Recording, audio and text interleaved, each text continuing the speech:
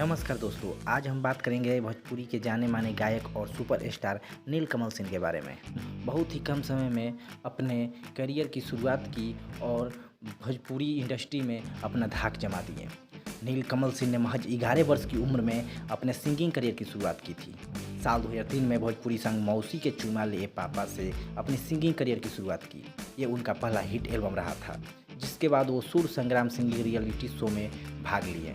Reality show में अपनी बेहतरीन सुर की वजह से छाए रहे। नीलकमल शुरुआती दिनों में स्टेज शो, शादी विवाह के परफॉर्म किया करते थे। इसके बाद लगातार भोजपुरी दुनिया में एक से एक गाना गाते चले गए।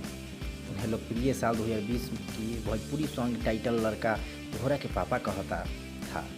ये गाना यूट्यूब पर एक महीने में 100 मिलियन से भी ज़्यादा व्यूज़ पाने का रिकॉर्ड था, जिसके बाद इनके गाने यूट्यूब पर आते ही लाखों लोग देखते हैं। आज की तारीख में नीलकमल सिंह भोजपुरी सिंगिंग दुनिया के टॉप सिंगर में से एक बन चुके हैं। नीलकमल सिंह का जन्म 90 के दशक में बिहार के बक्सर में हुआ था। उनका बचपन बिहार के बक्सर से गुजरा था। वहीं से उन्होंने अपनी प्रारंभिक पढ़ाई भी की।